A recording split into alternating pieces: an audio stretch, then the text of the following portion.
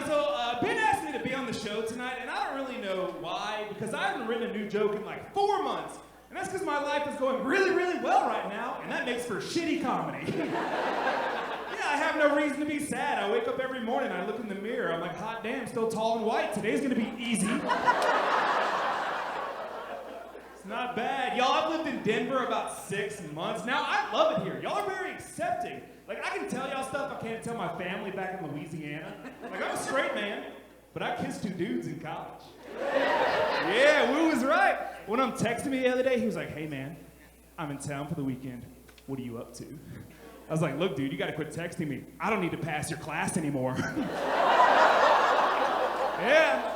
Hey, C's get degrees, but D's get A's. That's right.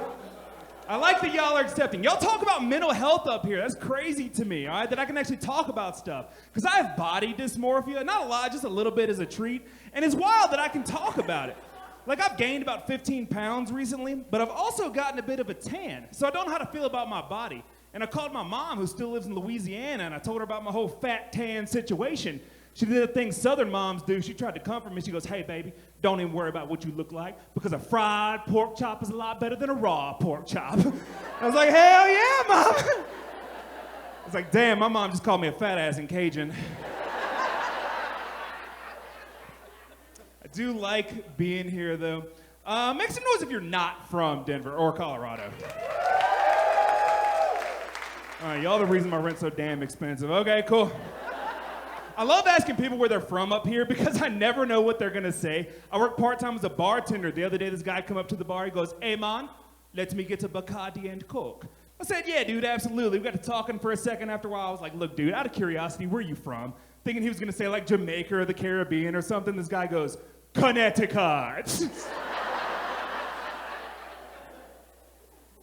I do like it though. Yo, before I get my set started, I do like to tell a joke to see where y'all are at as a crowd, and I'm gonna change my set depending on y'all's answer. So, with y'all's permission, is it okay with y'all if I tell you a sex joke? All right, no cowards in this crowd, fuck it. All right, y'all, I travel all over doing comedy. A little while ago, I was in Hawaii doing some shows down there. And in Hawaii, they do this everywhere. And this is called the Shaka. I didn't know that. All right, so I was in Hawaii doing a tour around the islands on the first day I was there, and we were getting off the bus with a bunch of people, and the tour guy was taking pictures of us. And in every picture, he would say, all right, everybody, throw up the Shaka. Since I didn't know what that was, I thought he was saying throw up the shocker. We're all adults here, right? Calm down, moms. Well, if you don't know, to put it politely, listen up. The shocker is when you take these 2 fingers and you knock on the front door, and at the same time you take the pinky and you bring it back behind the barn. And it shocks her, and she goes, ooh, and you get kicked out of the public library.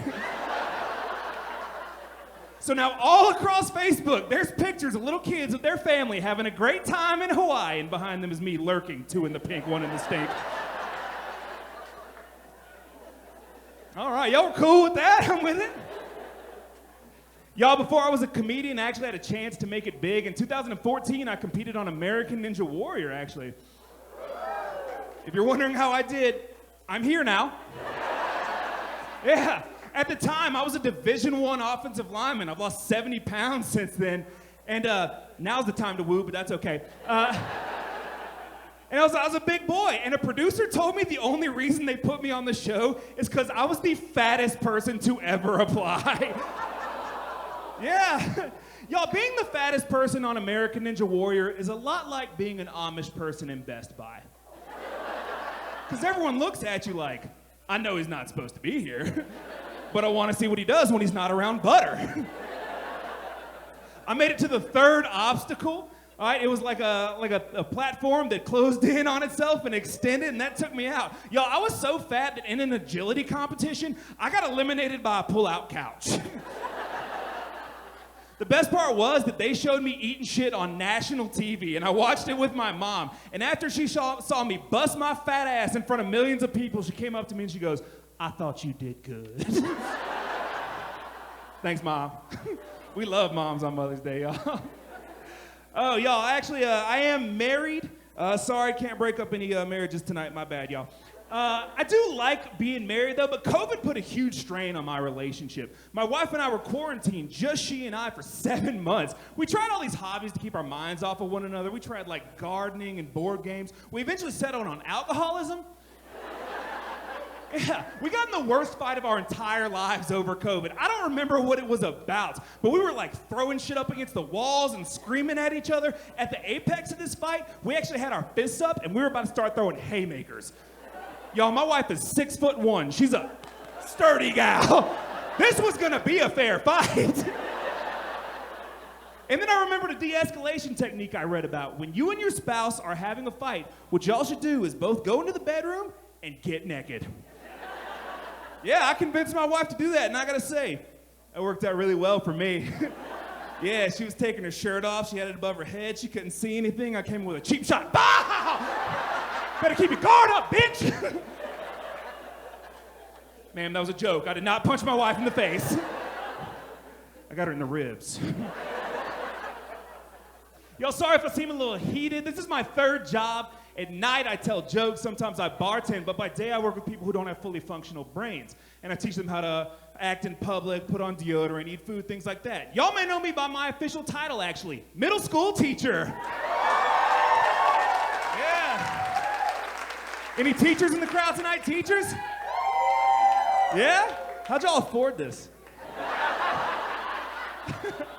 I'm here with y'all. Yeah, I've been a teacher for 8 years. Being a teacher is 100% of the reason why I'm pro-choice. Yeah, a kid's gonna say some dumb shit to me and I'm just like, this could have been avoided. Y'all, in my 8 years in the classroom, I've only ever cursed once. It was a complete accident. I felt really bad about it. The bell rang for dismissal. This kid raised his hand. He goes, Mr. Pharis, you forgot to check the homework. I went, shut the fuck up, nerd! God, killing my buzz. My students actually found my stand-up on my Instagram last week. Yeah, really unfortunate, because I talk a lot of shit about them. Yeah, this girl came running up to my desk with me on her phone. She goes, Mr. Pharis, you're famous? I was like, if I was famous, would I be here begging y'all not to vape in the bathroom? I teach 9th graders, and 9th graders are the worst people on the entire planet. I do kind of envy them, though, because they say things to each other that we wish we could say to our coworkers. Yeah, this girl walked in late, and this little boy tried to flirt with her. He goes, why are you late to class? She went, bitch, shut the fuck up. I'd fuck your dad, but he left you. Yo, what do you do about that as an educator? I had no choice. I was like, ah! She fucking got you, dude! Get your backpack, switch schools!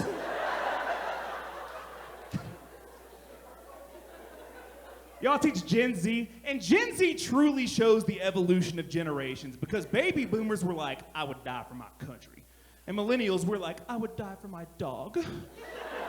And Gen Z's like, I would die.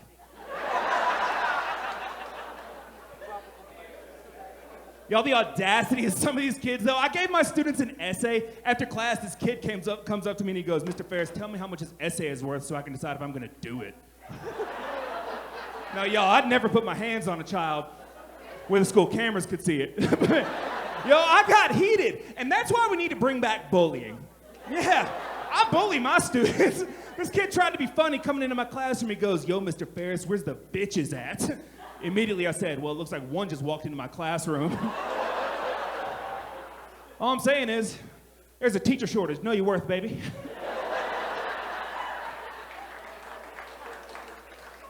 Y'all, before I get out of here, the worst part about teaching 9th graders is they don't think before they say things. I pulled this kid out into the hallway the other day. I was like, look, dude, you're on your phone in my classroom. You're being disrespectful. I'm going to go talk to your mom. He goes, Mr. Pharis, my mom's married. So in this kid's mind, he thought that him being on his phone in my classroom pissed me off so badly, I was going to go to his house and fuck his mom.